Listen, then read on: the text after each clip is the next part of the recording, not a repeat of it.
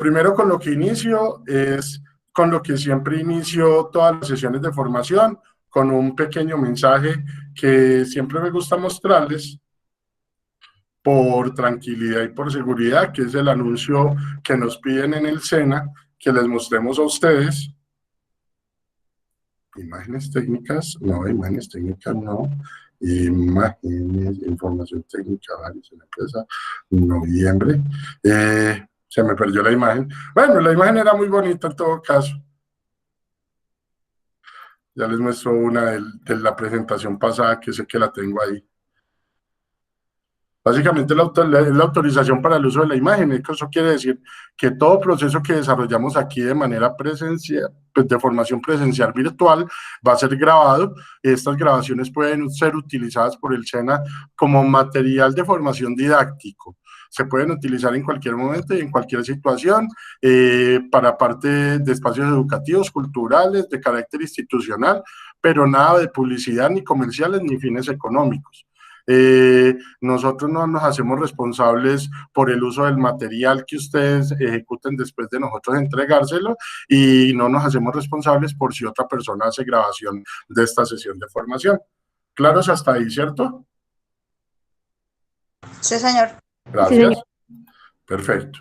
Bueno, la semana pasada empezamos esta presentación, no sé si se acuerdan, llegamos hasta un punto. Entonces nos hablaba de los conflictos del uso del suelo en Colombia, nos decía que era el conflicto de uso del suelo, ¿sí?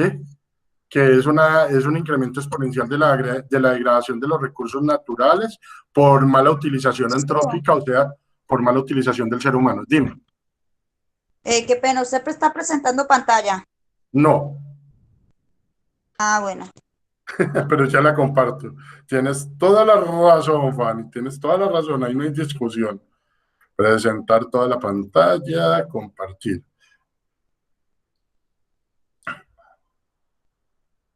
¿Ven la pantalla? Sí, señor.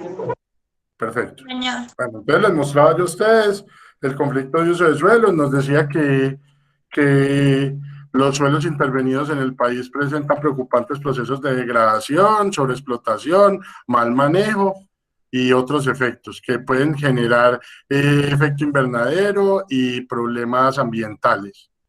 Nos dice que el conflicto es por la degradación que presentan los recursos naturales por la mala utilización antrópica de ellos. ¿Saben qué es antrópica? ¿Muchachos? Sí, profe. Lo relacionado con el ser humano. Eso, muy bien, perfecto. Aquí en Colombia se vive un problema que es la repartición poco equitativa de los territorios con el fin de aprovecharlos. Eso quiere decir que aquí hay gente que tiene unas extensiones de terreno realmente grandes. De hecho, si lo miramos desde una perspectiva pequeña, por el área que tenemos en el Quindío, pues no podríamos hablar, pero en el Caquetá, por ejemplo, una tierra que tiene 500 hectáreas se considera pequeña. En el Caquetá, ¿no? Estamos hablando de sí, que profe, está lejos. 500 hectáreas es pequeña para ellos. Para ellos una tierra de mediano tamaño, de buen tamaño, tiene entre 2.500 y 3.000 hectáreas. Y créame que... Lo mejor sería 3.000, profe. Sí, exacto, para ellos. Y ahí hay gente que tiene, no 3.000, tiene 10.000, 20.000, 30.000 hectáreas en el Caquetá, en los llanos. Entonces, eso genera un desequilibrio. Mientras que unos no tienen ni un pedacito de tierra, ni tienen un metro para sembrar, otros tienen 10.000 hectáreas que ni siquiera alcanzan a recorrer en la finca en un periodo de una semana. Yo para recorrer 500 hectáreas mientras recogía ganado, me demoraba día y medio, 2 días, buscando ganado en las diferentes áreas de la finca. Me tocaba recoger ganado puro, ganado cerrero, recogerlo, arriarlo, estabularlo y desparasitarlo. Eso era una belleza porque el ganado es una cosa brava. Entonces, todo este conflicto de suelos hace que la gente y que el suelo como tal tenga unas condiciones bien diversas. Ustedes saben que hay zonas de cultivos muy grandes en este país. a los que han vivido por fuera del municipio o del departamento se han dado cuenta que es un poquito más grande Colombia de lo que uno creería. Los que han vivido dentro de Armenia o dentro del Quindío no alcanzan muchas veces a dimensionar el tamaño del departamento realmente o la condición. Y cuando hablamos de dimensionar es que para ustedes, por ejemplo, los que han vivido aquí en el Quindío, les dicen hay que ir a Génova y ustedes dicen hasta Génova, uy no, qué dolor, hora y 20 por allá viajando uno para llegar al pueblo. Eso queda muy lejos. Y no se dan cuenta que hay gente, por ejemplo, en el Tolima, que para poder llegar a un municipio se demoran 8, 9 horas. Dentro del Tolima, sin salir del departamento. 8 a 9 horas. Hay municipios en Risaralda, por ejemplo, yo tenía que ir a una vereda que se llama Santa Cecilia, que hace parte del municipio de Pueblo Rico, que no es ni pueblo ni es rico. Santa Cecilia me quedaba a mí a 4 horas y media en la moto. Y dándole yo pata a la moto, no de una manera suave. Entonces era bien complicado, por ejemplo, las distancias. En cambio, aquí hora y cuarto, para mí es un paseo ya. Se convirtió. Entonces, esta parte de conflicto de suelos, la parte que hacemos relevancia es la utilización del suelo contra la actitud que ellos presentan. ¿Sí? Hay una parte donde dice que es uso, en qué se está utilizando, qué están haciendo con él y cuál era la actitud que tenía ese suelo antes de usarse de esa manera. Entonces encontramos que hay suelos que eran aptos para el desarrollo ambiental, para el manejo ambiental, para los procesos de conservación, para la regeneración de ríos, para fuentes hídricas, para otras cosas, pero fueron utilizados y transformados en cultivos. Nos pasa, por ejemplo, ¿alguno de ustedes ha ido a Salento? No, ¿Ninguno? señor. Sí, señor. Pues yo no he ido porque no soy de acá. No, pero bueno, listo. Tú no, pero pues hay alguno que haya ido. El que ha ido a Salento Yo. sabe que pasa por una zonita que se llama Boquía, que es un caserío. Boquía hace 150 años era una cárcel-prisión. Y la cárcel-prisión funcionaba donde se ven las casitas ahorita. ¿Y sabe por qué no se volaba la gente de esa cárcel-prisión? Porque el río subía, de lo que hay en este momento, subía aproximadamente 30 metros. El caudal del río era más o menos 30 metros más alto, imagínense el ancho que podría tener. Los que han visitado zonas de los llanos y zonas así, por ejemplo, aquí la señorita Fanny, se acuerda que los ríos, aquí los ríos son unas quebraditas comparadas con otras zonas del país. Sí, señor. Porque son muchísimo más anchos en otras zonas del país. De hecho, por ejemplo, si ustedes van al Amazonas, hay partes en el Amazonas donde usted no ve la otra orilla. Profe, Dime, yo no soy del llano, soy del Caquetá. ¿tú de dónde eres? Del Caquetá. Tú eres del Caquetá. Sí, señor. Listo, ¿y Río Negro? ¿Qué tan angostico es? ¿Usted de qué lado Río es? Negro. No, yo soy para el lado de Florencia. ¿Para la de Florencia? ¿Por San Juan? Sí, señor. Ok. Bueno, Belén, para ese todo lado eso, no me Morelia. tocaba. Para ese lado no me tocaba. A mí me tocaba era para más abajo, para el Doncello. Entonces ahí sí estamos perdidos en información. Sí, Pero bueno. pero son ríos siempre anchos. Mm. La condición es que para nosotros los ríos de aquí son ríos bonitos, son ríos que tienen buen efluente, buena condición hídrica, pero realmente los ríos como tal en otras regiones son extremadamente grandes. El que ha pasado o el que ha ido a Pereira o ha ido a la Virginia y ha pasado por el río Cauca puede ver el caudal del río Cauca y es muy ancho comparado con otros ríos que ustedes conocen, pero por ejemplo si separan el que ha ido para el valle, pasa por el río La Vieja, se da cuenta que el efluente es bueno, pero tampoco es fantástico. Estamos hablando de que hay una condición para que eso pase y no pase. Resulta que los ríos tienen un punto de nacimiento, montaña, cordillera, efluente, alimentación de otras quebradas y demás. Cuando está pasando esto, si muchas fincas han convertido en la parte más alta de donde pasa el río, se han transformado a sistemas productivos, sea agricultura o sea ganadería, la que ustedes consideren, o se han urbanizado, como nos pasa con el mapita que les pedí la semana pasada, lo que va a pasar es que la fuente de agua, a medida que va pasando, va disminuyendo, ¿sí?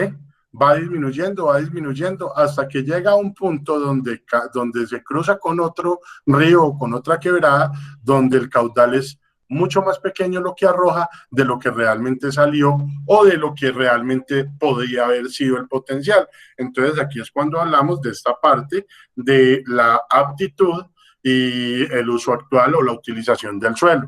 Se está haciendo procesos de sobreutilización, la gente toma agua sin ningún reparo, la utiliza para fertilizar sus cultivos, para regar, o la utiliza para la alimentación de sus animales, o coge suelos y llega hasta el borde de la quebrada y no hace protección y respeta la parte de protección de la fuente hídrica, y esto va generando un deterioro que a largo plazo nosotros somos los que lo estamos evidenciando, y ustedes van a decir, ustedes ahorita tienen 16, 17, 18 años, algunos de ustedes, hay otros que están más adultos, pero han ido a ríos y van a decir, uy, este río ahorita comparado como yo lo conocí, en unos 10 o 15 años que vayan, ustedes van a decir, pucha, sí ha cambiado, sí ha perdido caudal, sí ha perdido cauce, y ahí es donde ustedes empiezan a evaluar esas pérdidas de la parte ambiental y esta parte del conflicto de uso de suelos, que por ejemplo yo lo evidencio mucho en la pérdida del recurso hídrico. No estoy hablando solamente en la parte ambiental de las zonas de protección de bosques y demás, que la gente también sin ningún control y sin ningún respeto maneja, sino que estamos hablando de zonas donde actualmente está cambiando el proceso productivo. Les mostraba yo este mapita, les decía que se ha intervenido el 47% del país, hay una sobreutilización del suelo de un 33%, puntualmente en toda esta zona cordillerana principalmente, ¿sí? Y en algunas partes de la zona costera también se maneja esta sobreutilización. Hay una subutilización, o sea, zonas que no se utilizan y que son grandes, lo que les mostraba yo a ustedes de esta parte de los llanos, parte del Caquetá y demás. Y hay también subutilización en una parte de la costa. En la parte alta de la costa, las llanuras de la costa son algo que no sé, que hay una subutilización debido a un proceso que se implementó hace muchos años, que era la ganadería. Entonces ahora tienen zonas ganaderas muy extensas con muy pocos animales y un uso adecuado de un 31%. Cuando yo les hablaba a ustedes de los factores de clasificación y uso del suelo, yo les comenté que eran agrícolas, agroforestales, ganaderos, forestales y de conservación. Para hacer las determinaciones de los análisis de uso del suelo, hay que tener en cuenta dos factores, uno para unidades de uso y actual cobertura, la conservación de la vegetación existente y los relictos de bosque, identificar cuáles son la conservación de los recursos naturales existentes y los relictos de bosque. En el ejercicio que ustedes hicieron, ustedes me pudieron identificar, bueno, eso es una cosita, están muy juiciosos 8 personas, me han enviado las dos tareas que les he puesto, y el resto no han enviado la primera. Entonces también les pido el favor de que los que no han enviado todavía las actividades se pongan en la juega con eso, porque después la nota que la voy a sacar en compañía con Julián, se les va a ver afectados a ustedes para la aprobación del resultado. Entonces, juiciosos los que están debiendo, no los que están al día. Los que están al día les agradezco infinitamente la responsabilidad y el compromiso, pero los que no están al día, pónganse en la juega, porque yo les doy unos plazos y no me los cumplen. Bueno, entonces sigo. Entonces nos dice la conservación de la vegetación natural existente y los relictos de bosque. En el mapa que ustedes identificaron, ustedes podían decir cuál era la zona de vegetación que se veía en el mapa, y los relictos de bosque que se veían, las zonitas de bosque que yo les hice la semana pasada, les hice como una marcacioncita con el Google Maps de un relicto boscoso. Nos decía también tener en cuenta el mantenimiento de la conectividad ecológica y por consiguiente la funcionalidad. En el mapa que yo les expuse a ustedes también, lo que les mostraba o la idea del mapa era que ustedes pudieran mirar por dónde se conectan, cuáles son los huecos y los espacios que tienen, ¿sí? Cuáles son los huecos y los espacios que tienen. No les estoy juzgando lo que me hayan entregado, porque todos hicieron la tarea de una manera juiciosa y responsable los que la entregaron, pero sí estoy mirando, voy a abrir el mapa, porque lo que quería que miraran era esa parte de conectividad, dónde se conecta uno con el otro, dónde se encuentra uno con el otro, cuáles son las zonas donde se ve el tránsito, donde se ven vías, donde se ve todo. Por eso era la idea del mapita, así, para que ustedes fueran pudiendo poner toda la información que requerían dentro del proceso. Entonces nos mostraba también esa parte, nos decía el porte de la vegetación predominante. Entonces ya también yo miraba el mapa y decía, esto es potrero, esta zona baja es potrero, estos son árboles. ¿Qué predomina? Predominan los árboles, pero no sabemos si son árboles que están en buen estado o se están cuidando o no. Por aquí hay un guadual, por aquí hay otro guadual. Entonces, cuando ustedes hacían la identificación, también podían entrar a buscar esa partecita de la información y los tipos de cultivos y de pastos que se manejan. Entonces, si mirábamos la imagen, pues no se ven cultivos como tal, pero sí se veían zonas de pasto. Entonces, ¿qué tipo de pasto? Pasto de porte corto o de porte bajo, lo que quiere decir que esto es una zona de pastoreo, no es una zona de utilización o aprovechamiento del pasto con otros fines diferentes. Entonces yo podía irme y ir manejando toda esta información, yo podía ir sacando toda esta información de acuerdo al mapita que yo iba viendo. Parte del trabajo que yo les podía hacer era esa parte. Y nos decía que para el uso potencial, yo podía evaluar las acciones para el uso y el manejo de las categorías de uso, las posibles demandas medioambientales de acuerdo a los usos recomendados y las bondades de los sistemas o explotaciones recomendados para el uso potencial. ¿Quién me puede explicar estas tres? ¿O alguna de estas tres? Hágale para no hacer dedocracia. ¿Quién me puede explicar algunas de estas evaluaciones de uso potencial de acuerdo al mapita que ustedes hicieron? ¿Pero cuál de los dos mapas? El que ustedes hicieron, este que les estoy compartiendo acá, donde está la imagen del SENA, donde ustedes le pusieron los nombrecitos con cualquier editor. Yo le explico, pero me deja la imagen. Le explico, pero le dejo la imagen. Bueno, pues. Bueno, es tanto una explicación, pues, a ver si le atino, ¿no? Sí, a ver si, bueno. No, es que esa es la idea, que ustedes pregunten, porque es que, muchachos, yo les voy a decir una cosa y se las digo con todo el corazón, y yo sé que se vuelve uno cansón en esto, pero cuando tengan la edad mía me van a dar la razón. Ustedes no preguntan y se quedan con la duda porque les da pena hablarle frente a los compañeros, porque les da pena que de pronto cometan un error y digan una cosa que no es, pero es mejor equivocarse y preguntar y que se les corrija sobre el error, a no preguntar y quedarse con ese error. Cuando ustedes se quedan con ese error se los lleva a ustedes durante toda la profesión. Y después llegan a un punto donde sí tienen que encontrarse con una persona que los puede juzgar o los puede criticar y van a cometer ese error, y ahí es donde van a decir, pucha, ¿yo por qué no pregunté? Entonces la idea es que pregunten, vuelvo y les digo, y si se equivocan, se equivocan. Aquí no estamos para juzgar a nadie, sino para corregir. Por eso esto se llama un proceso de formación, para que ustedes aprendan y se formen. Entonces les solicito y les imploro, por no decirlo de otra manera, que pregunten, que no se queden con las dudas, y que si me tengo que devolver, me devuelvo, y que si tengo que volver a explicar, explico, y si tengo que cambiar la metodología de explicar, vuelvo y la cambio, pero no se queden callados y no se queden con la duda, porque los perjudicados son ustedes, muchachos. Ahorita sí, Fanny, qué pena que te interrumpí. No, profe, tranquilo. Bueno, como usted estaba hablando, el uso tiene diferente tipo de, el suelo tiene diferente tipo de uso. Puede ser, una de ellas puede ser para la infraestructura poblacional, es donde está la urbanización, ahí como se mira, allá entre esas casitas y como al parte también de la carretera. Entre ese uso es para las vías vías de carreteras, como se puede decir.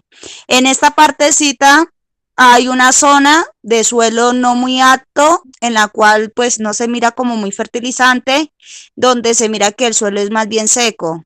Hay Sí, otra parte que se mira que es una zona como boscosa, entonces se puede decir que es una zona de conservación porque pues ahí no se ve como la sobreutilización de por medio de la estructura poblacional o por medio de nosotros los humanos, que por medio de las actividades que nosotros realizamos, pues muchas veces ocasionamos o hacemos que nuestro suelo se disminuya de las, bueno, ¿cómo le digo? De los materiales orgánicos, minerales que puede traer el suelo como tal. Ahí también se puede evidenciar que hay una zona que no es tan fértil, pero tampoco es que es tan seca, o sea, está entre el nivel medio. Se puede decir que si nosotros los seres humanos pues implementamos como idea para que esa zona pueda tratar de, ¿cómo decirlo? Tratar de que haya un nivel más de materia orgánica, pues se podría hacer.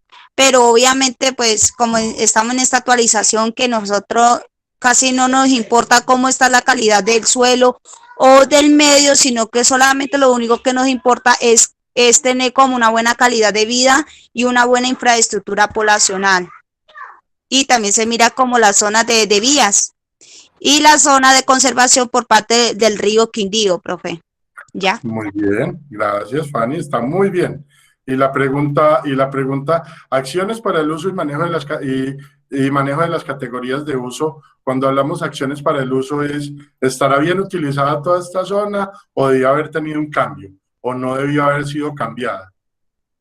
Pues, profe, si nos ponemos a analizar muchas de las zonas que aquí en Armenia, o bueno, en Quindío, se están utilizando, no es la adecuada, sino que pues, por ejemplo, en una parte donde van a construir, pues muchas veces el dueño del proyecto no se pone a analizar si es una zona de conservación, sino solamente hacen el proyecto y tal. Pero obviamente tienen que implementar medidas para poder pues, prevenir o mitigar el daño que le hizo al medio ambiente. Sí, muy bien, Fanny, pero bueno. Entonces la pregunta es más subjetiva, no se basan en nada técnico. ¿Ustedes consideran que esta zona que ahorita se está llenando de urbanizaciones y que se va a terminar de llenar de urbanizaciones, guarden esta foto y mírenla dentro de 10 años, lo que hicieron hoy, y vuelvan y tomen una de Google Earth en 10 años, y me dicen si ha cambiado o no ha cambiado, y me dicen si esa zona sí se debía haber utilizado para la parte de producción o de crecimiento urbanístico, o debía haber sido o debió seguirse conservando en la parte productiva de conservación de bosques y suelos. Ahí va una pregunta que ustedes no me van a poder responder ahorita, pero pues quiero que lo piensen, es las zonas donde ustedes viven, piénsenlo por el lado donde ustedes viven. Es importante que hagan otro barrio o que el pedacito que tienen de bosquecito lo utilicen en un proceso de producción, o es importante que se conserve ese pedacito del proceso de producción que ustedes tienen. Entonces ahí es donde entramos a evaluar esa parte de las acciones para el uso. Decimos después las posibles demandas medioambientales de acuerdo a los usos recomendados. Entonces, mire que aquí se ve el río Quindío, aquí por este lado abajo se ve todo el río Quindío, y vemos que el sistema productivo, por ejemplo, en este sector de acá, llega hasta el borde del río. Si vemos por este otro borde interno, también llega hasta el borde del río. En muy pocas zonas, y solamente lo diría por Listo. este lado alto, se ven los guaduales que hacen un marquito de protección al río como tal. Dime, Fanny. Qué pena, se está mostrando la diapositiva porque yo no la veo. ¿Solamente tú o no la ve nadie? Yo sí la veo. Yo sí lo Yo estoy veo viendo, la profe. foto, sí la veo. Entonces me voy a salir y voy a volver a entrar, profe. Dale, ves. No, yo hago la pregunta porque es que, porque yo no sé si era que a mí se me había caído. Y después están las bondades de los sistemas y explotaciones recomendadas en el uso potencial. Pero como no sabemos, esta es la parte que nosotros no sabemos, lo de las vocaciones y las coberturas, aquí en el Quindío, que yo les mostraba el mapa, nos dice conflicto por uso de suelo en el Quindío, todo lo que es la zona de cordillera, que es la que se está sobreexplotando, todo lo que es esta zona cordillerana, toda esta parte bajera, que es todo lo que es cordillera, es la parte que más se está afectando por conflicto, donde hay sobreutilización del suelo, donde no se está aprovechando eficientemente. Toda esta parte plana corresponde a lo que es Armenia, Montenegro, Quimbaya y la Tebaida. Y nos dice que ahí no hay sobreutilización, no hay problemas de conflicto de uso de suelo. ¿Sí? La vocación del uso del suelo es que nosotros decíamos, el Quindío no tiene vocación. Yo les voy a hacer una pregunta, a ver quién me la responde. ¿Cuál es el plato típico del Quindío?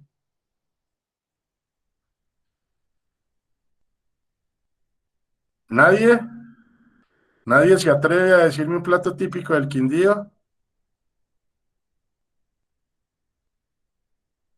No, Instru, la verdad es que uno tiene como las culturas de otros lados, de otros ¿Usted departamentos. Sí, dónde? profe, la verdad es esa, yo la verdad no sé.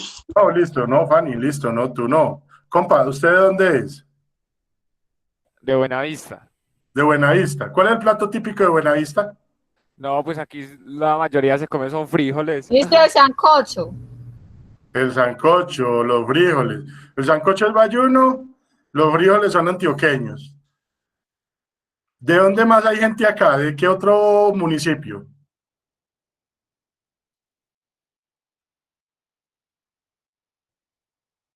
Profe, porque yo que sepa, el frijol es de Antioquia, ¿no? Sí, el frijol es antioqueño. Y el sancocho Y es el, bayuno. y el sancocho es bayuno, porque mi mamá es del Valle. Sí, estamos bien, no hay ningún problema. Pero si ustedes se ponen a pensar, los que no me han respondido que están ahí, creo que están ahí, o no sé dónde dejarían el teléfono, de pronto está escuchando la mamá de alguno de ellos, la clase. Profe, Dime.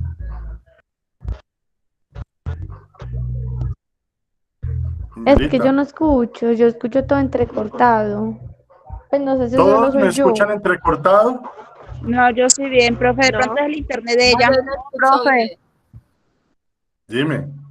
Y yo me salí, volví a ingresar y vuelvo y lo escucho entrecortado. Y no sé qué preguntó de los frijoles. No, ¿cuál es el plato típico del Quindío?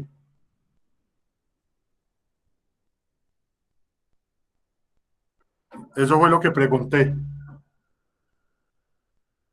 A ver si alguien me dice cuál es el plato típico del Quindío. La bandeja paisa, profe, no. No, esa es antioqueña. No, nosotros tenemos una mezcla cultural bien interesante y nosotros no tenemos un plato típico determinado. Algunos nos han querido decir que es que la trucha es el plato típico del Quindío y ese no es el plato típico. Resulta que ese no es el plato de nosotros. Entonces, nosotros tendríamos primero que identificar municipalmente cuáles son los platos que se consumen a nivel municipal. Por ejemplo, en Armenia hay un producto que no venden en muchas otras zonas o en muchos otros municipios. En algunos ya lo están vendiendo, pero hay un plato que puede que a algunos no les guste y lo voy a decir ya, pero me van a decir que los que han estado afuera o los que han ido a otros municipios, a ver si lo ven, con la regularidad que se puede encontrar de pronto en Armenia. El plato se llama cacheo. ¿qué es eso, profe? Cacheo son vísceras de pollo, soasadas en salsa negra y metidas en una arepa. Como arepa rellena. Sí, pero de vísceras de pollo. De hígados, corazones y mollejas. Profe, Eso es un plato muy rico. Eso está muy rico. Yo no estoy diciendo que no, o sea, es que yo no lo estoy criticando, yo le estoy diciendo que es un plato que la gente no conoce. Si usted va a Pereira, usted dice cacheo, usted le dicen, ¿qué es eso? Si usted se va para el Valle y usted dice cacheo, la gente dice, ¿qué es eso? Si usted se va para el Tolima y dice cacheo, le dicen, ¿qué es eso? Es un plato que no profe, se conoce, es muy local. Dime. eso es como cuando usted dice perico, en muchas partes perico es, bueno, Café con leche es y en otros huevo, sí, huevos eso, con huevo cebolla y revuelto, tomate. o muchas veces perico es otra cosa. Sí, pero mira, hablemos puntual. El cacheo es una palabra que no tiene cambios y todos saben, y todo el que ha comido cacheo sabe que es un cacheo, pero no se vende en todos lados. Hablemos de otro producto. Hay un producto que se vende mucho para la parte de abajo que se llama el fiambre. ¿Saben qué es un fiambre? ¿Un fiambre? Un fiambre. Cuando usted lleva comida para otro lado, ¿qué es eso? No sé. Pues sí, básicamente el fiambre Como un tal, tamal. la definición de la palabra fiambre es la que dijo Fanny, pero lo que dice la niña es lo que nosotros conocemos como fiambre. No es un tamal, es básicamente un sudado metido en una hoja de plátano. Pero eso es lo que nosotros catalogamos como fiambre. Entonces, cuando identificamos, ¿y por qué hoy salí del tema y mencioné esto? Nosotros no tenemos una vocación ni agrícola, ni pecuaria, ni ambiental en el Quindío, en muchas zonas. No tenemos una identidad cultural definida en muchas zonas. Decimos que venimos de ancestralidad paisa, pero si usted se pone a hablar con las personas que habitan Armenia, no, mi papá era del Valle, mi papá era del Caquetá, mi papá era de Los Llanos, mi papá era de Santander, o nosotros llegamos de Bogotá, y todos se van quedando acá y todos son bien recibidos, pero no nos deja una vocación o una identificación bien definida que somos y que queremos, ni que apuntamos. Muchos llegaron por bonanzas agrícolas, entonces empezaron a trabajar la tierra, a laborar la tierra y a desarrollar procesos productivos agrícolas. Otros llegaron por la parte turística, porque hay una gran posibilidad en muchos renglones de crecer o de mejorar con la parte turística. Entonces hablamos de la parte gastronómica, la parte de alojamiento, la parte de rutas y turismo como tal. Entonces todo eso hace parte de la vocación de identidad, pero la vocación del uso del suelo no la tenemos definida todavía. Nosotros sembramos cualquier cosa en cualquier momento, bajo cualquier condición, porque nos dijeron que era buen negocio. O nosotros metemos animales porque nos dijeron que era buen negocio. Entonces aquí empiezan a hablar y entonces le dicen a usted, y les voy a poner un caso puntual, y la próxima clase que van a estar con Julián o van a estar con los dos le pueden preguntar. A nosotros nos dijeron hace 10 años, las ovejas, el ganado del futuro. Mejor que tener ovejas, no hay. Si usted tiene ovejas y va empezando todo el proceso de producción, se va a llenar de plata en un futuro. Yo todavía no veo ninguna carnicería que me venda carne de oveja. ¿O ustedes sí la han visto? No, señor. No, señor. No, porque... Espérenme un segundo, muchachos. Discúlpenme ahí un segundo.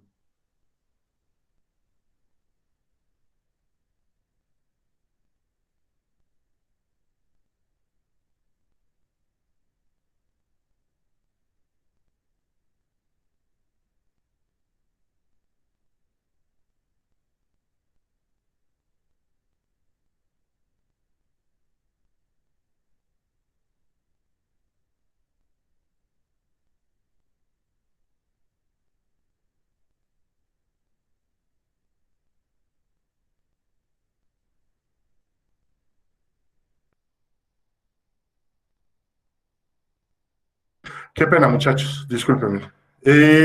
Bueno, ¿en qué iba? ¿En qué familia iba? Ah, bueno, entonces nos dijeron, yo nunca he visto que vendan carne de oveja. Listo. No he visto tampoco que, y por ejemplo lo digo, nos dijeron hace algún tiempo, uy, sembrar auyama es el machete, hijo de madre, siembra auyama que se llena de plata. Ojo, la auyama carga mucho, da muy buena producción. Estamos hablando de que nos da aproximadamente 12 a 13 toneladas por hectárea de auyama. ¿Pero cuánto compra usted de auyama? Las que hacen, las que la mamá las pone a hacer almuerzo. ¿Cuánto compran de Muy auyama en la poco. casa? Lo de la semana. Y Un pedacito. un pedacito, eso, bien, no, ni siquiera les estoy preguntando precio, es un pedacito, porque uno no utiliza la auyama para tanto. Entonces, cuando va a competir con precios, ustedes tienen que encontrar con esa situación, donde en Armenia o en el Quindío, en Buenavista, la gente compra un pedacito son 200, 500, 1000 pesos, qué sé yo, dependiendo del señor de la verdurería. Entonces ustedes compran eso para toda la semana. Pero nadie dice, me voy a comprar una auyama completa, hijo de madre, y me la voy a comer. Con las pepas, las tuesto y hago pasabocas. Con la pulpa, una parte la utilizo para hacer caldo, otra parte la utilizo para hacer crema, otra parte la utilizo para espesar y la otra parte la utilizo para hacer un postre. ¿O sí? ¿O quién hace eso acá? Mi mamá. Ah, bueno, sería la única, porque la mayoría de gente no lo hace, utiliza un pedacito para el almuerzo, para espesar, para que le dé color, para lo que sea que lo utilicen. Entonces nos dicen eso, no tenemos vocación definida, tenemos un problema por conflicto, por sobreutilización, porque la parte que utilizamos para producir la recargamos. Fuera de eso tenemos bajos problemas de erosión y están marcados más para la zona de entre el Quindío por el lado de Alcalá, que es donde tenemos los problemas de erosión, que son erosiones severas, pero tenemos erosión moderada en casi todo el departamento por la mala utilización que le hemos dado al suelo, que es esa imagen rosadita que están viendo ustedes en la pantalla. Y los indicadores de sensibilidad ambiental nos dicen que para la zona plana, todo lo que consideramos zona plana, el indicador es bajo, y para todo lo que es la zona de cordillera y la zona de abajo, Génova, Pijao y todo eso, es una sensibilidad ambiental media. Entonces tenemos que aprender a identificar estos factores. Nos dicen que las categorías, yo ahorita les mencionaba que habían unas categorías de uso de los conflictos del suelo, y nos dice, hay unas tierras que se denominan tierras sin conflicto, ¿sí? Nos dice que comprende aquellas tierras en las cuales el ecosistema natural, el agroecosistema o los usos presentes guardan correspondencia total con respecto al uso potencial. Eso quiere decir que no se han manipulado, no se han cambiado, no se han transformado y se ha respetado todo lo que es la vocación original del suelo, no sufriendo el recurso suelo deterioro ambiental de mayor significancia. Nos dice que se ha hecho un plan. A nivel país, ya, por ejemplo, la ganadería está teniendo un cambio, en algunas zonas, no en todas. Y cuando digo está teniendo un cambio, es que se empezaron a implementar algo que llaman los proyectos silvopastoriles. ¿Qué es silvopastoriles? Antiguamente, y debido a algo que se llamó la Revolución Verde, que hubo a finales de los 60, a principios de los 70, la Revolución Verde nos decía optimizar el uso del suelo a cualquier costa para producir. Y esa revolución verde, ¿qué hizo? Que la gente cortara absolutamente todos los árboles. Si ustedes hablan con un abuelito de ustedes o con un familiar antiguo de ustedes o con una persona que conozcan que sea viejo, les va a decir que antes las fincas producían de todo, ¿sí? A usted le traían el revuelto completo de la finca. Y cuando hablamos del revuelto completo es que le traían a usted plátano, yuca, café, papa, la lechuga, zanahoria, frutas en diferentes variedades, cebolla, etcétera. A usted en una finca le entregaban de todo. Usted no tenía necesidad de salir a conseguir nada, o lo que tenía que salir a conseguir era muy poco, ¿sí? Porque de hecho en ese tiempo se faenaba o se sacrificaban animales allá mismo para el autoconsumo, y los excedentes se los vendían a los vecinos para que todos tuvieran. Entonces se utilizaba así, pero resulta que por las condiciones de Revolución Verde cortamos todos los árboles y redujimos todas las zonas de producción. Entonces ampliamos la zona, por decir algo, vamos a sembrar maíz, que no haya un solo árbol, porque un árbol de maíz, un árbol que tengamos son 6 metros que perdemos, 6 metros que perdemos son 18 plantas que no podemos sembrar. Esas 18 plantas son 32 mazorcas, esas 32 mazorcas nos dan aproximadamente 5 kilos a 500 pesos, estamos perdiendo 2.500 pesos. Eso es una proyección. Entonces nos hablaban de eso, una tierra sin conflicto es la que no tiene explotación, pero nosotros hicimos todo lo contrario, sobreexplotamos la tierra y la llenamos. En el Quindío, ¿de qué la llenamos? De 2 productos principalmente en esa época, café y plátano. La ganadería no tanto, café y plátano. Y tumbamos todos los árboles y sembramos café o sembramos plátano. Y dejamos toda la zona sin protección y el suelo y el ecosistema se afectó. los animales se trasladaron, hubo una migración biológica, hubo una afectación de los procesos de los ciclos biológicos, hubo una serie de factores que se afectaron realmente con este proceso de revolución verde. Entonces, perdimos animales. Entonces nos tocó después, cuando nos dimos cuenta que los estábamos perdiendo, protejámoslos. O sea, nosotros primero buscamos acabarlos por ambición, por avaricia y por lo que sea. Y después, protejámoslos. Entonces, por ejemplo, yo les digo a ustedes, cuando yo era pequeño, muchos años atrás, que yo tengo la edad de sus papás o de pronto hasta mayor que ellos, cuando yo era pequeño, uno encontraba perdices en el campo.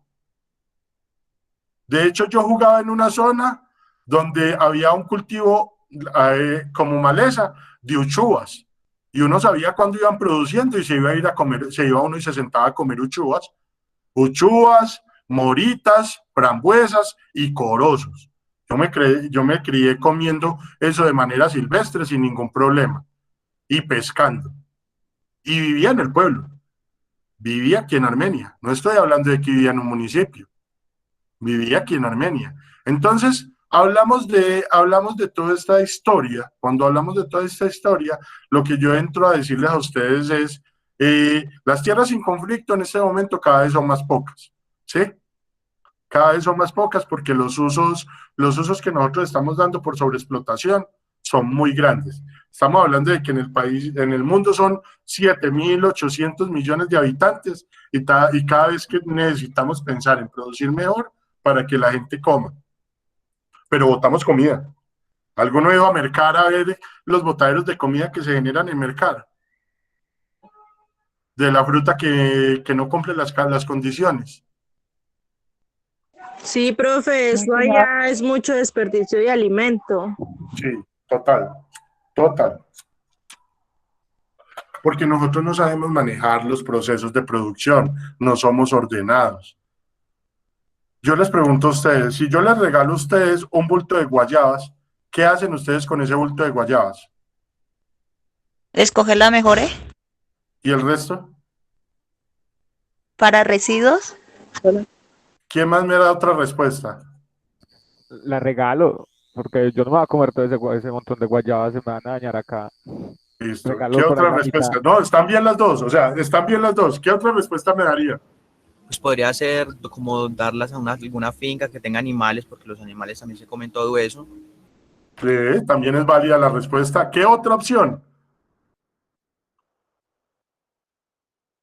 ¿Nada más? Mire la mente humana como juega con uno. Ninguno de ustedes pensó en transformar. Ninguno de ustedes me dijo, la cocino, la vuelvo pasta de guayaba y con eso hago postres o hago bocadillos o la dejo almacenada para hacer jugo de aquí para todo el año. Profe, pues, Ustedes pensaron no, en pues uno presente. la utiliza, pero No, si yo le pregunto a mi mamá sí hace todo eso. Hacer como pulpas No. con los mejores Yo iba a pedazos. decir lo mismo, pero me Sí. arrepentí. ¿Sí?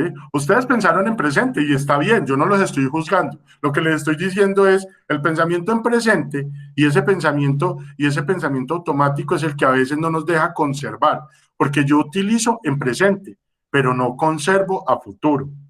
Y es algo que ustedes tienen que tener en cuenta dentro del proceso que ustedes desarrollan. Pensar en lo que puede pasar, en las implicaciones. Las palabras y las acciones tienen peso. Y si no es un peso presente, será un peso futuro.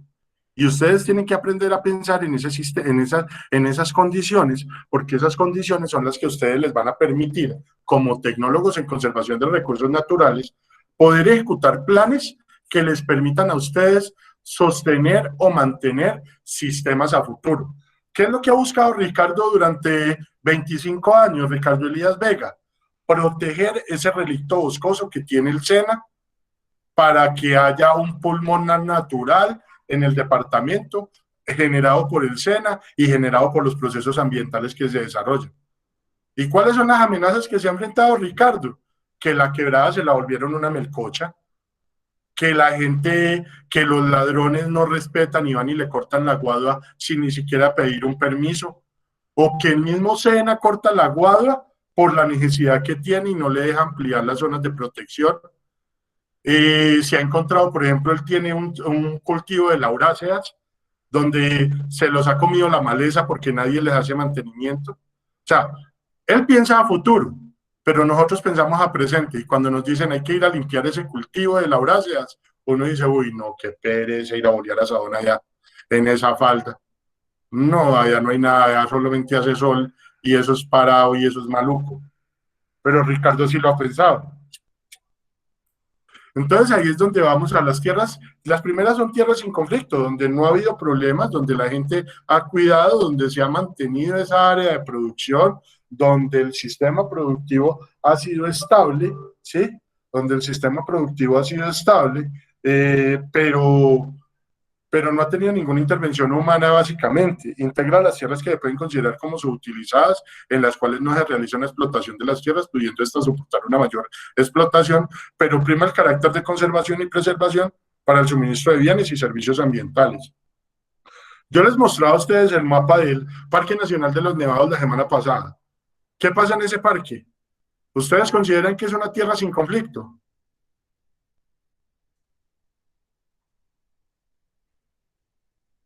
Pues no, antes al contrario, no es una tierra que tenía antes mucho conflicto y por eso también la tienen en zona de conservación. Exacto, sí, señor, tiene toda la razón. De hecho, el mayor conflicto está dentro de la misma tierra, que hay una serie de personas que todavía son propietarias de tierra dentro de la reserva. Allá en esa reserva, por ejemplo, funcionaba una cosa que ahorita está en desuso, validable para unos, no validable para otros, igual es respetar las opiniones, muchachos, pero había una cría de toros de lidia. Allá se criaban toros de lidia, de esos toros negros que utilizaban para torear. Allá arriba había una finca que tenía pura casta de toros de lidia, puros. ¿Quién dijo algo?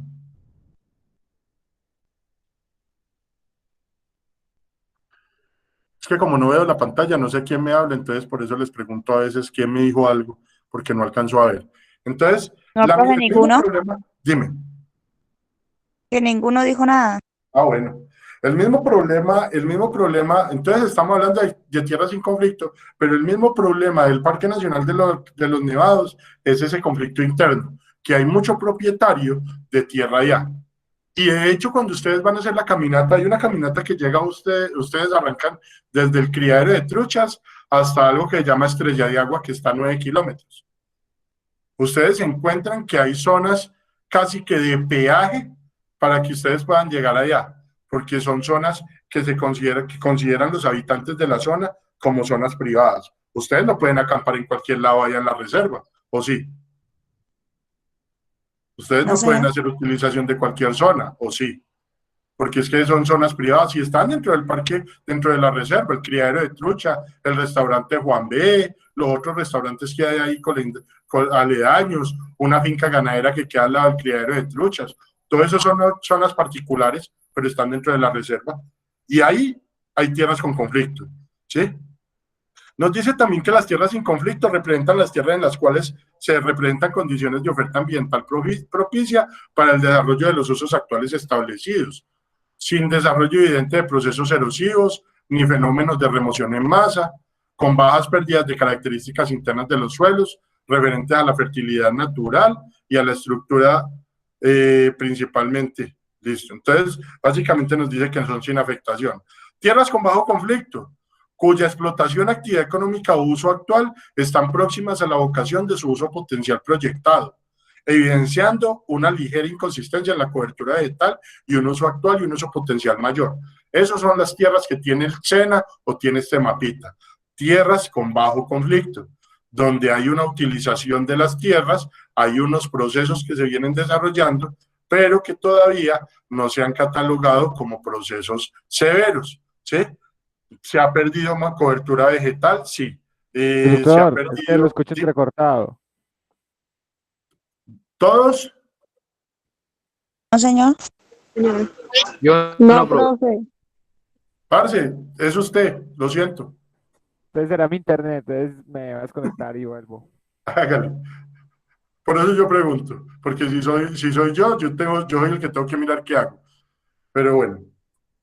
Eh, entonces nos dice que tierras en bajo conflicto, nos dice que hay evidenciando una inconsistencia en la cobertura vegetal, un uso potencial mayor y un nivel de intensidad de explotación por encima del recomendado. Hay un nivel de explotación mayor por encima del recomendado. Lo ideal es que este cordón se debiera conservar igual de grueso en toda la zona. Pero si ustedes se dan cuenta, el cordón ambiental o el cordón de corredor se ve fracturado. Mire, por ejemplo, aquí la fractura tan grande que se ve en este pedacito entre la Mariela y un potrero de la finca, ¿sí?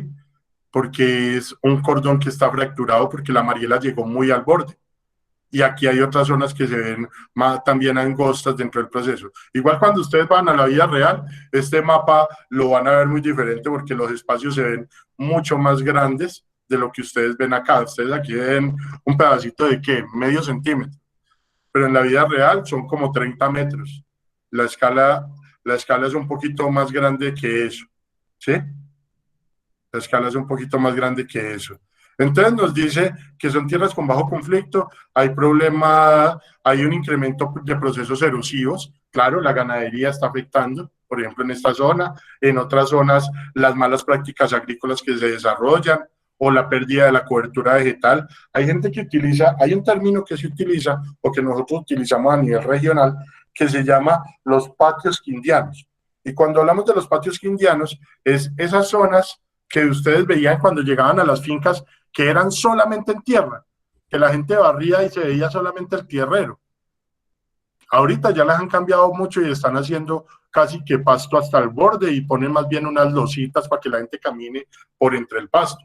Pero antiguamente eran unos terraplenes que habían afuera de las casas de las fincas, que era un patio pelado, ahí no crecía nada, ¿sí? Pero eso genera procesos erosivos. Y todos esos procesos erosivos nosotros los tenemos que contemplar. Disminución de la fertilidad natural, que es un problema de los que tienen Ricardo también, una disminución de la fertilidad natural. Las plantas ya no se reproducen con la misma velocidad, ya no generan los sistemas de producción porque se ha perdido fauna y flora.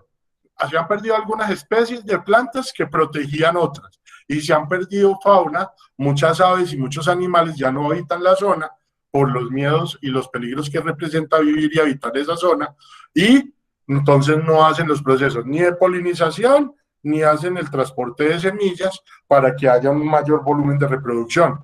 Entonces, por eso se habla de estos procesos de disminución de fertilidad natural, ¿sí?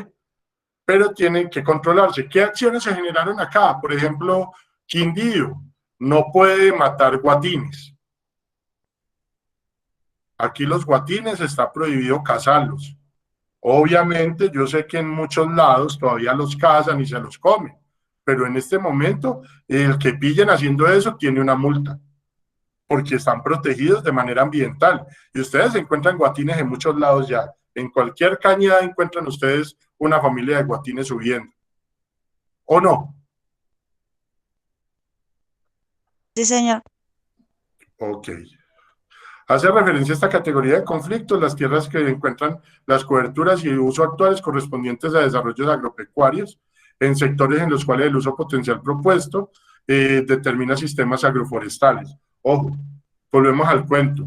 Lo que hizo la Revolución Verde, que fue quitarnos todos los árboles para un proceso intensivo, ahorita estamos hablando de que los que no lo hicieron, de los que han sembrado árboles, están en unas tierras en bajo conflicto. Los que tienen arbolitos están protegiendo una parte de la producción vegetal del suelo y una parte del sistema. Yo me acuerdo que yo jugaba con dos cosas, con higuerilla y con pepas de guama. Pucha, si descalabré gente con eso. Cuando era chiquito también había una época del año, que era más o menos en agosto, donde el pueblo se llenaba de chicharras. ¿Saben qué es una chicharra? ¿Chochos o qué, profe? No, una chicharra es como un cucarrón grande que antiguamente llegaba por acá. Unos cucarrones que medían por ahí 5 a 8 centímetros. ¿A ninguno le ha tocado nunca ver una chicharra? No, señor. Yo sí. No, yo por eso pregunto, muchachos. O sea, Por eso me parece interesante preguntarles, porque mire a dónde vamos con la historia. Mire todo lo que se ha perdido, que yo jugaba con algunas cosas. Yo jugaba con chirrillas. Chirrillas son unas pepitas negras que dan una planta que en este momento, después de mucho tiempo, me di cuenta que era hermana de la planta de achira. ¿Sí? Eran unas pepitas negras. Y esa planta yo la utilizaba, conseguíamos tubos de aluminio y las utilizábamos como proyectiles y las disparábamos por esos tubitos de aluminio, ya pringonazos que le metíamos a las personas. Bueno, yo también es que como fui como medio gamín, según eso, según lo que me estoy acordando acá. Los boleos de higuerilla, que eran esas pepitas verdes con chucitos, era muy común. Boleo de pepa de guama. Jugamos con muchas cosas que ahorita ustedes ya no tienen acceso porque ni siquiera se ven. De hecho, ustedes si quieren comer guama, les toca comprar 5 guamas que les venden a ustedes por ahí en un paquete y que valen un resto de plata. En cambio, yo iba y cogía guamas en cosecha, me iba para un potrero que había por ahí cerquita de mi casa, habían unos palos de guamas y yo me iba a comer guamas. Entonces son cosas que se han ido perdiendo dentro del proceso y que en este momento estamos volviendo a recuperar. Por ejemplo, lo que les comentaba ahora de los sistemas agropastoriles o silvopastoriles, que producen el árbol, pues siembran los árboles y siembran pasto. Entonces el animal lo que hace, y por ejemplo en el SENA tenemos un sistema silvopastoril bien interesante. Tenemos una planta que se llama botón de oro, Titonia diversifolia, y tenemos pasto de ramoneo, pasto quicuyo. Y los animales, ¿qué es lo que hacen? Van y comen pasto y van y también ramonean las hojas del arbolito. Entonces están alimentando, mejorando la alimentación. Porque nosotros antes solamente le dábamos pasto al ganado. Y el ganado sí es herbívoro y puede transformar el pasto, pero también le gusta la diversidad. Es como si a ustedes les gusta mucho el arroz, pero solo les dieran arroz al almuerzo, a la comida, al desayuno, y no les dieran nada más, ni una papita, ni una yuquita, ni un pedacito de carne, nada. Entonces también se aburrirían de comer arroz.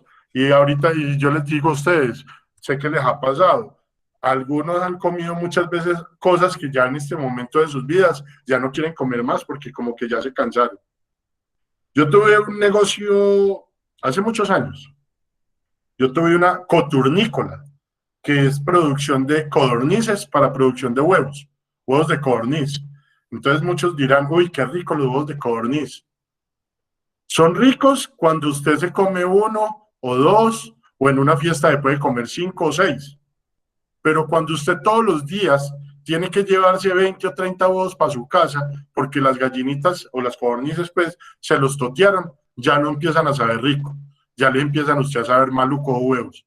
Yo ahorita veo esos huevos y yo digo, uy, no, qué pereza, aunque todavía consumo huevo, pero ya no con la misma regularidad del tiempo.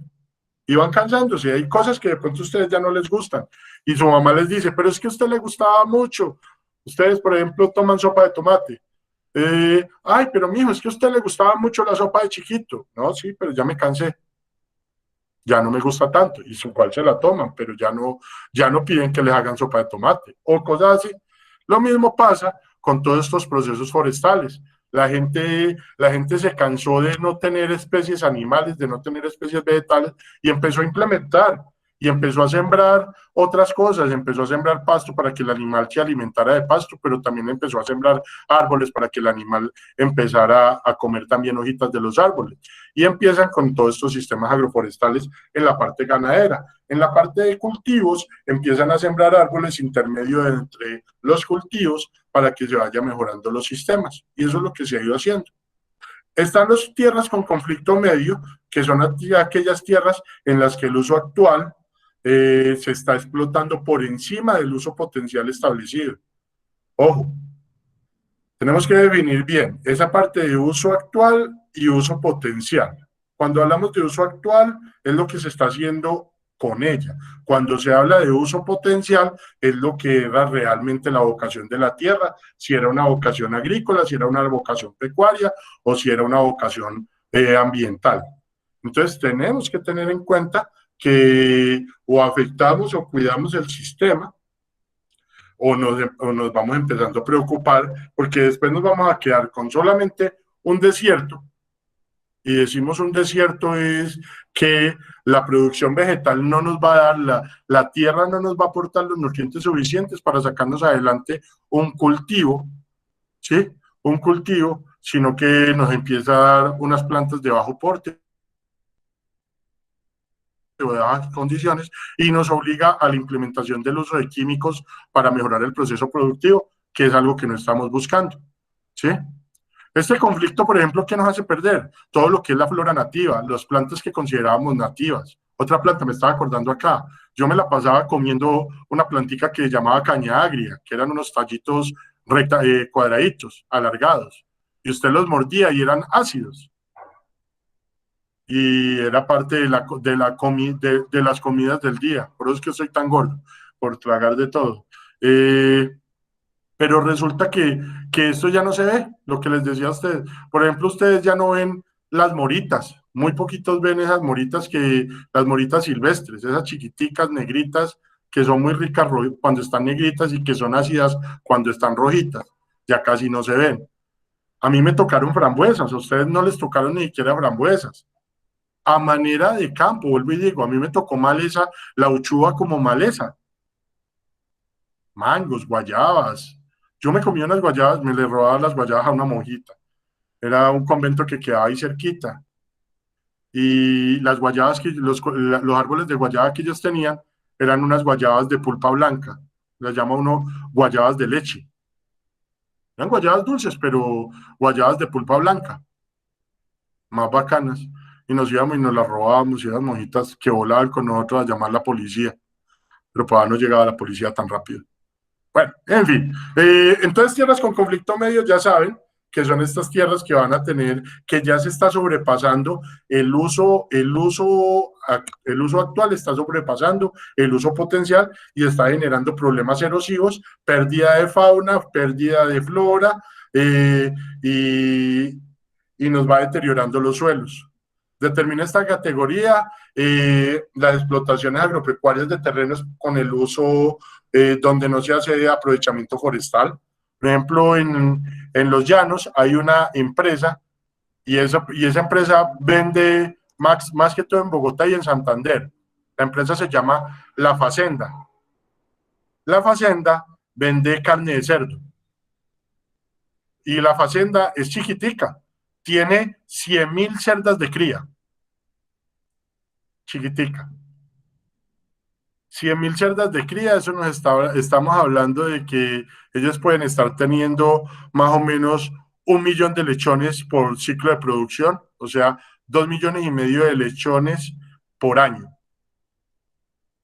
Y ellos mismos tienen sus zonas de cultivo para producir todos los insumos para poder sacar su concentrado. Pero eso quiere decir que ellos, en este momento, las áreas que ellos tienen no tienen unos sistemas de protección y estos sistemas de protección están haciendo un deterioro de la zona porque en esa zona no se utilizan estas prácticas agropastoriles o no se utilizan, sino que se utilizan sistemas de producción a campo abierto.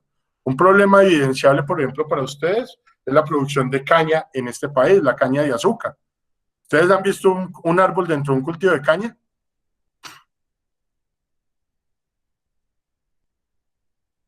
¿Qué, profe? ¿No lo han visto nunca? Listo. Resulta que no hay mucha gente, pues el cultivo de caña siempre lo han asociado a algo que se llama los sistemas secanos o sistemas de campo abierto, donde solamente se remoja el suelo, ellos tienen sistemas de riego, pero no hay un árbol que haga una limitación de sombra o una regulación de temperatura. Estos sistemas son totalmente extensivos y es lo más común. Algunos productores están implementando ya cultivos de caña bajo sombra, pero son muy poquitos y eso es una caña que consideran orgánica y las producciones de esa caña las venden a unos precios mucho más altos, ¿sí? Entonces nos dice que todos estos problemas de uso medio se traducen en una disminución de los servicios ambientales de la vegetación y por consiguiente los ecosistemas pristinos, o sea, donde se van perdiendo los ecosistemas. en estas tierras de conflicto de uso medio. Y las tierras de uso de conflicto alto, que se encuentra un aprovechamiento o uso actual intensivo o inadecuado con afectación del medio natural, lo que les hablaba yo al final de la revolución. Simplemente hicieron cultivos, monocultivos, y estos monocultivos no permitieron, o monoproducciones, cuando hablamos de ganadería, que no permitieron que hubiera una recuperación del entorno biológico. Llegan hasta el borde de la quebrada, si pudieran pavimentar la quebrada, la pavimentan pues para poder seguir sembrando encima de ella, y tienen daños a los recursos como el agua, la flora y la fauna, ¿sí? Esta categoría es todo lo que son las explotaciones agropecuarias, que el hombre prioriza el sistema productivo sobre el sistema ambiental, o deja las tierras totalmente desnudas, lo cual genera procesos erosivos, o con mucha sobrecarga animal, donde hace procesos de compactación y posteriormente procesos de erosión. Se pierde la fauna, se pierde la flora, se pierden todos los animales que podían generarse ahí, pero animales silvestres, no los animales de producción como tal. Las acciones para el manejo, pues controlar el proceso de erosiones. Nos dice que el 35% de los suelos del país padece de sistemas de procesos erosivos, y el 18.7% cuenta con amenaza muy alta. Si ustedes han mirado alguna vez para la montaña, a veces ven como los peladeros amarillos. Y ustedes dicen, ve, ¿qué pasaría? Pero resulta que es que nosotros no sabemos qué se está produciendo por allá, porque los ojos de nosotros tienen un rango focal muy bacano, pero no son tan macro como para poder determinar si en la parte baja hicieron un cultivo, aflojaron el suelo, y la carga del peso hizo que la parte alta tumbara, se viniera con un proceso erosivo. Entonces, el exceso de lluvias por ahorita, por el calentamiento global, también hace que los suelos se aflojen, se vuelvan sancochos, se vuelven pantanos y se deslavan, ¿sí? Se debe aplicar una política una política contra la deforestación, y manejar muy bien el plan de ordenamiento del territorio, teniendo en cuenta la capacidad del uso de los suelos. Pues prácticas, como les decía, incrementar los sistemas forestales, agrosilvícolas o silvopastoriles, incrementar la rugosidad del terreno, o sea, hacer unas prácticas de siembra eficiente, proteger el suelo con vegetales, evitar la labranza en el sentido de la pendiente, evitar la compactación del suelo en la parte de explotaciones ganaderas o de maquinaria agrícola, ¿sí? Entonces, esa es una. El IGAR recomienda prácticas para el manejo del suelo, lo que les decía ahorita, evitar la compactación, aumentar la calidad del suelo también, mejorar la capacidad de materia orgánica. Si no mejoramos la capacidad de materia orgánica, la vegetación va a ser limitada, por ende no va a haber algo que lo soporte. Aumentar la producción de material vegetal, incrementar el contenido de materia orgánica, disminuir la descomposición de los materiales orgánicos de labranza, ¿sí? Hacer una labranza convencional no es lo más ideal. La idea es hacer un método de labranza mínimo o reducido, ¿sí? Para poder tratar de proteger el tipo de suelo. Nos dice, la convencional usa rastrillo o rastros pesadas, la reducida deja parte de los residuos vegetales y restringe el número de los pases de los implementos, o los procesos de sin labranza, que no emplea arados ni rastrillos, pero pues que son mucho más complejos de siembra. Nos dice que estos sistemas de labranza deben manejarse totalmente adecuados a las condiciones físicas, como la textura del suelo, la consistencia y el espesor del suelo, que eso ya lo vieron ustedes con Juli. Poner atención al contenido de humedad, evitar las prácticas excesivas de laboreo, se debe prevenir la compactación del suelo, ¿sí? Y evitar las actividades químicas. Yo soy, como agroecólogo que soy, y Julián también lo es, nosotros hacemos lo posible por disminuir el uso de agroquímicos dentro del proceso. Nosotros somos fanáticos de disminuir el uso de agroquímicos, porque los usos de agroquímicos bajan la fertilidad natural del suelo y obligan a que se incremente la fertilización química y se incrementen algunos problemas que vienen derivados a esto, como es la pérdida de entomofauna o de fauna insecto, fauna microbio o fauna bacteria, que son también importantes para el desarrollo de los procesos del suelo, tanto en la liberación de nutrientes como en la liberación como en la mejora de materias orgánicas. Prácticas para el manejo de la fertilidad es conocer los suelos, el uso de fertilizante debe ser regulado, hacer los análisis de suelo, tener en cuenta las prácticas de encalamiento para neutralizar el pH del suelo, hacer prácticas que incluyan rotaciones de cultivos, manejo de abonos verdes y residuos de cosecha, construir sistemas agrosilvopastoriles, lo que les decía a ustedes, o silvopastoriles, y prácticas integrales de fertilización con bancos de germoplasma. Evitar los procesos de contaminación. En campo encontramos de que la gente, como no pasa el camión de la basura, lo que hace es hacer una fosa y le echa candela a la fosa. Ustedes, por ejemplo, en área urbana, lo que no hacen es separar los residuos. Eso lo hablamos en algún momento y nadie los está juzgando, no lo hacemos, no lo hago. Pero sería una práctica que deberíamos empezar a implementar en algún momento. Dime. ¿Esas prácticas tienen que ver con la mitigación? Sí, parte de mitigación, claro que sí. Bueno, señor. La materia orgánica, ustedes saben que es importante, bueno, el uso de pesticidas, no más. Y ya, lo último que les iba a decir, nos dice 28.7 tiene conflictos de uso de suelo, sobreutilización o subutilización. El 15.6 tiene suelos afectados por cultivos y ganados, es decir, sobreutilizados. El 13.9 son terrenos desaprovechados de la verdadera vocación. El 67.6 cuenta con un uso adecuado. Nos dice que Sucre, Atlántico y Magdalena son los departamentos con más suelos afectados y los suelos con menos afectación están en Amazonas, Guainía y Vaupés. El 19.3 tiene suelos aptos para cultivar, pero aprovecha el 4.6 del área de suelo. Nos dice que solo el 13.31 es apto para ganadería, pero se hace un uso del 30%. Mire que nos dice 13% apto para ganadería y aprovechamos el 30%.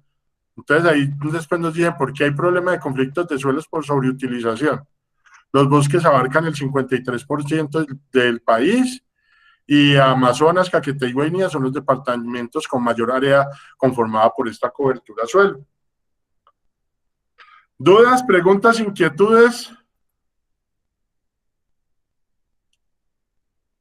No, señor. Tengo 12 personas acá, solamente me está hablando Fanny. ¿Quién más? ¿Nadie más? ¿Todo les quedó claro? Todo claro. ¿Listo? Sí, profe, todo claro. Entonces, ahorita viene la condena. Todo claro. Uno es esclavo de sus palabras y de sus acciones. Ustedes, La tarea. sí, ahorita las mando al WhatsApp. Ustedes van a tener que hacer la siguiente tarea. Identificar, ustedes deciden si lo hacen en un texto, si lo hacen en un mapa, como ustedes quieran. A mí me gusta mucho la parte visual. Me van a identificar por departamentos, bueno, o solamente por el departamento del Quindío, mejor dicho, cuáles son las zonas de bajo, medio, cuáles son los municipios que tienen problemas de sin conflicto, alto conflicto, medio conflicto o regular conflicto de suelos en el departamento del Quindío. Me van a hacer ese Profe. mapita. Usted, ¿qué? Dime, ¿Usted esas preguntas las va a escribir por el chat? Sí, ahorita se las mandó al chat del WhatsApp.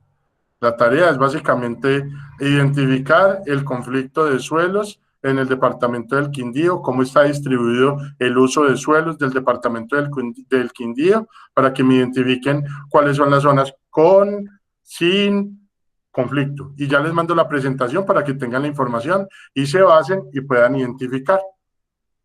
¿Claros? Sí, señor. Sarita, Valeria, Tania, Darwin. Señor. Señor. de apoyo o hay que consultarlo? Tienen que consultar. ¿Quiere que les mande un documento de apoyo? Tengo uno muy bonito de 600 páginas. No, profe. En serio, miren, no les miento. No les No es miento, muchas no les miento páginas, cuando les digo, profe. no les miento cuando les digo eso, material de clase. Estudio semidetallado del Quindío. ¿Cuántas páginas? 634 páginas. Si quieren, se los mando. Yo no tengo ningún problema. Ustedes de ahí pueden sacar la información. O también mande la profe. Sino que es pesadito. De una vez les advierto que el documento es pesadito. Aquí está toda la información del estudio de suelos del departamento. Pero les cuento que es pesadito para que lo tengan presente. Pesa 21 megas. Eso se mete en el computador. Ah, no, yo no les estoy diciendo que no. Yo ya les mando. Por mí, mire. Tan difícil que es hacer esto.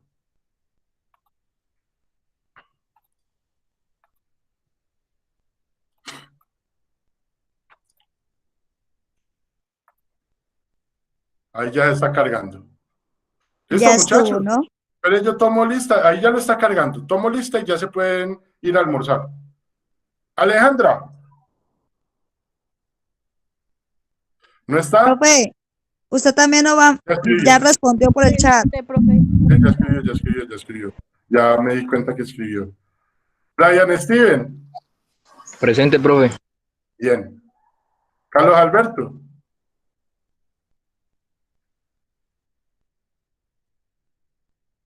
Daniel. Presente. Listo. Darwin. Presente, profe. Bien. Lizzy. Hola, Lizzy estuvo. Yo la vi entrar.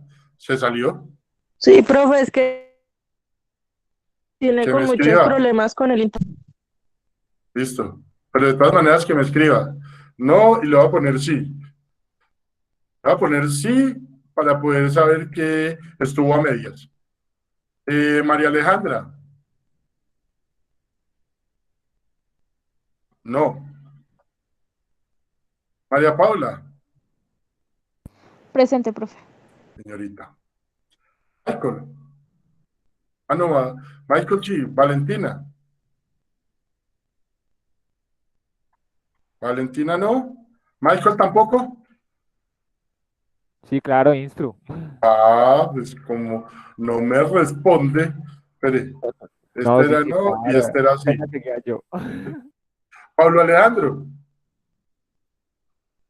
No está. No. Carita.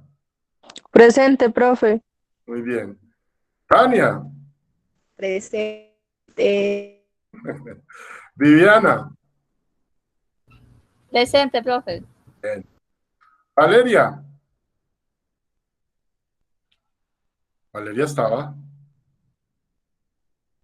Yo vi a Valeria. Sí, profe, pero tenía problemas con la conectividad. Sí. Y Fanny. Listo. A esas dos les pongo que sí, porque sé que estuvieron en una parte, pero pues no me aparecieron ahorita el llamado para que lo tengan presente. Listo, muchachos. Pues yo creo que no siendo Instru, más, ahorita profe. les mando la tarea, ya les mandé el documento, ese ya se fue, para que no me digan mentiroso, mire que ya ahí está para que ustedes lo descarguen. Profe. Dime. Dime. Lista y a mí se me salió después, me sacó el internet en la clase, entonces ya lista y no sé si me puso falla. Le puse falla, Valeria, porque usted me cae como mal. No, mentira. Le había puesto que sí a medias, pero ya la cambio. Ya inmediatamente la cambio por el valor que es. Listo, Valeria. Ya lo cambié acá. profe, Señora. ¿usted va a enviar la clase? Mando la presentación, claro que sí, como siempre. La presentación es por YouTube. No, ¿de qué estamos hablando tú y yo? No, o sea, la grabación como tal. Ah, la grabación, sí, ahorita la envió, cuando la monté a YouTube, le envió el enlace para que la puedan ver. No, señor. No hay ningún problema con eso. Profe, Bueno, lo más muchachos, importante, dime. ¿hasta cuándo tenemos plazo? ¿Cuánto plazo les doy? ¿Hasta qué día? Mire, vamos a hacerlo así. El plazo que me diga Tania. Señor, ¿Hasta cuándo les doy plazo para esa tarea, Tania? Usted es la que va a decidir por su grupo. Bueno, respóndame, pues, hasta voy a el reírse. 4. Tú puedes, Tania. Yo, Hágale, Tania, No nos mija. falle. Tú ¿hasta ya sabes cuándo? cómo es. ¿Hasta cuándo? 5. ¿Hasta el 5? No, pero es que hasta el 5 ya nos pasaríamos de la otra clase. La próxima clase es el 3. Es hasta el 3. Entonces hasta el 3 o el 2. Entonces hasta el 2 para el que el 2. día de la clase yo ya tenga la información. ¿Les parece? Sí, Sí, profe. profe, Sí, señor, perfecto. Listo. Hasta el miércoles de la otra semana tienen plazo para esta tarea. Bueno, muchachos, Bueno, señor. que les va muy bien. Dios los bendiga. Feliz almuerzo. Se cuidan y hasta pronto. Profe, no se le olvide Buenas tardes. escribirnos la tarea por el chat. Ya, y Fanny, que ya voy. Bueno, ministro. Chao, cuídate, que estés bien. Gracias, Bueno, profe, que tenga un igualmente, hasta feliz luego. día. Ay. Bueno, cuídate.